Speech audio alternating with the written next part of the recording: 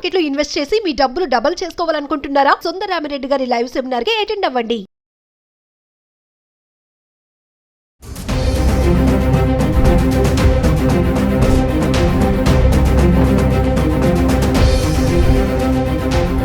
నమస్తే, welcome back to Suman TV. మనం కొత్త బంగారాన్ని ఏమన్నా కొంటున్నామంటే దానిపైన 3% జిఎస్టీ అనేది చెల్లించడం జరుగుతుంది.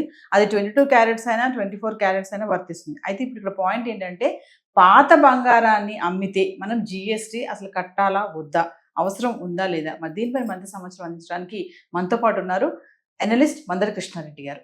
నమస్తే సార్. నమస్తే అమ్మా. సార్, నేను అన్నట్టుగా అంటే గోల్డ్ వీడియోస్ మనం మాట్లాడుకుంటున్నాం. ఈరోజు పాయింట్ ఏంటంటే, జిఎస్టీ పరంగా చూసుకుంటే ఆల్రెడీ 3% జిఎస్టీ కట్టాలి, మేకింగ్ ఛార్జెస్ పైన 5% ఉంది.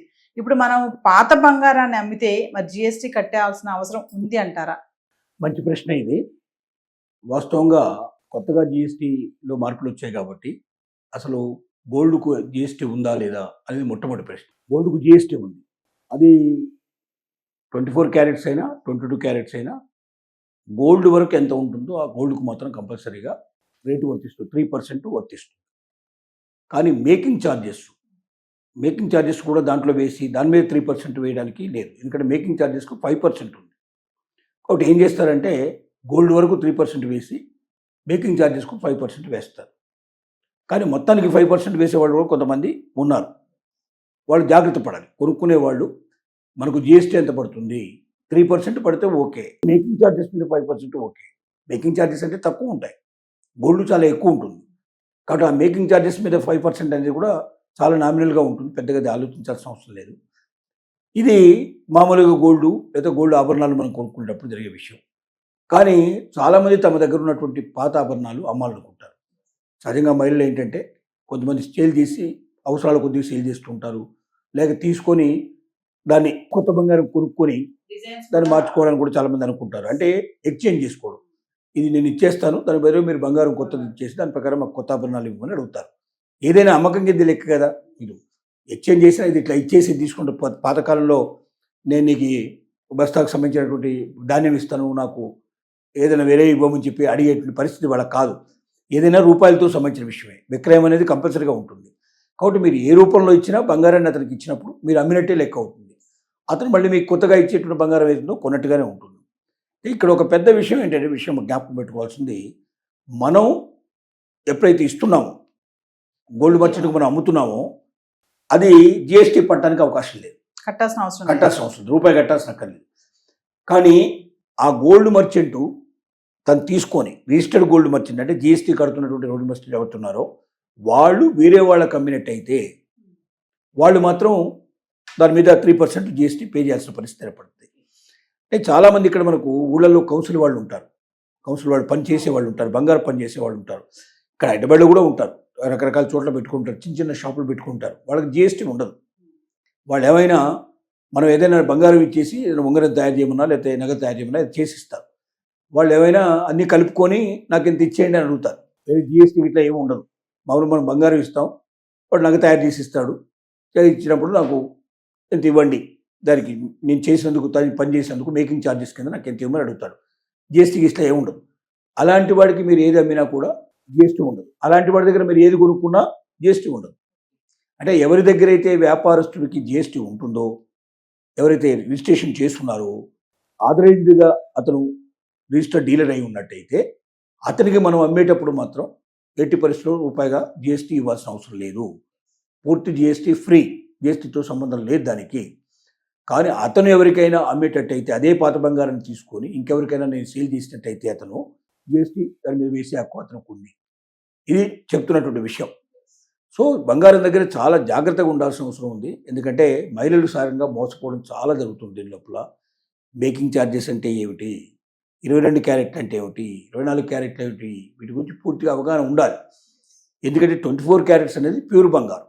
దానికి ఎప్పుడు రేటు దానికి దీనికి మధ్యలో ఒక 10% డిఫరెన్స్ ఉండే పాసిబిలిటీస్ ఎప్పుడైనా ఉంటాయి.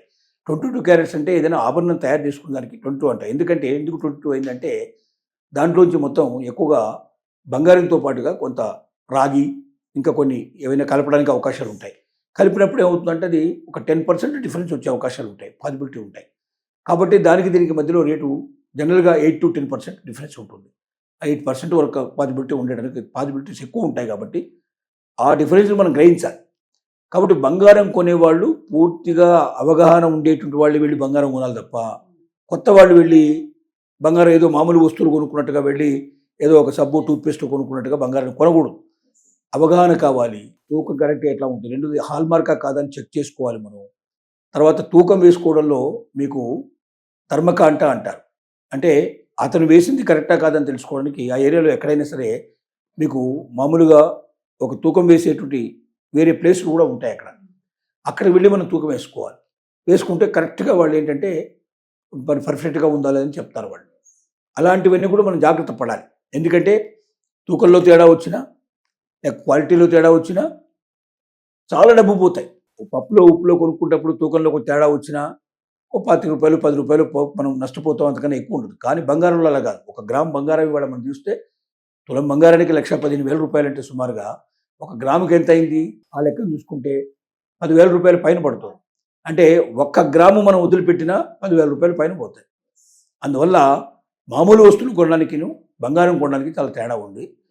నైపుణ్యం సంపాదించుకొని మీరైనా ఇతరుల నుంచి పూర్తిగా నేర్చుకున్నాకన్నా వెళ్ళండి, లేకపోతే నైపుణ్యం తెలిసిన వాళ్ళన్నా మీ వెంట తీసుకెళ్ళండి. కానీ ఏమీ తెలియకుండా బంగారం కొట్టుకెళ్ళిపోయి మామూలుగా పచారీ కొట్లోనో సూపర్ బజార్లోనో వస్తువులు కొన్నట్టుగా కొంటామని మాత్రం అనుకుంటే మోసపోయే అవకాశం, నష్టపోయే అవకాశం వేలల్లో లక్షల్లో ఉంటుంది. కాబట్టి జాగ్రత్త పడమని మనవి చేస్తున్నాం. సార్ ఫైనల్ ఒక క్వశ్చన్ సార్, మహిళలకు చెప్పండి మాట ఏంటంటే, ఇప్పుడు బంగారం రేట్ బాగా పెరిగింది కదా, మా ఇంట్లో పాత బంగారం ఉంది, నాకు కొత్త డిజైన్ కావాలని చెప్పేసి దాన్ని ఎక్కువ వాడకపోయినా దాన్ని తీసుకెళ్ళి కొత్త నగ తీసుకుందామని ఎక్స్చేంజ్ చేస్తూ ఉంటారు. అది ఎంతవరకు కరెక్ట్ అంటారు అసలు? మరి పాత నగల్ని కొత్తగా ఎక్స్చేంజ్ చేసుకున్నప్పుడల్లా ఇలాగ ఒకసారి 10 సార్లు చేస్తే దాని రేట్ 50% పడిపోతుంది.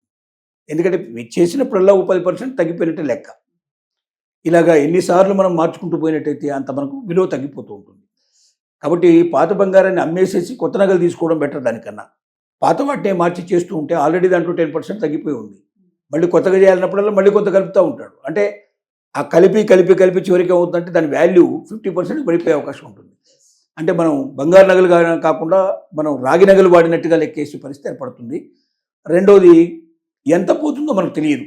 వాడు ఎంతైనా ఒకసారి ఇట్లా దీన్ని జరిగే దాంట్లో కరెక్ట్గా లెక్కలు ఉండవు కాబట్టి ఎక్కువగా మనకు దోపిడీ జరిగే అవకాశం, ఎక్కువ మనం నష్టపోయే అవకాశాలు ఉంటాయి. కాబట్టి పాత నగల్ని కొత్త నగలుగా మార్చుకునే ప్రయత్నం చేయడం కన్నా పాత నగలు అమ్మేసేసి కొత్త నగలు తీసుకోవడం చాలా బెటర్. అంటే అమ్మినప్పుడు మనం ఏమైనా లాస్ అవుతాం సార్? అమ్మినప్పుడు లాస్ ఏముంది, మనం అంటే ఆ రోజు రేట్ ఎంత ఉందో చూస్తాడు, దాని ప్రకారం కొంత పర్సెంటేజ్ దాంట్లో మొత్తం మేకింగ్ ఛార్జెస్ అన్నీ తీసేసి ఇస్తారు.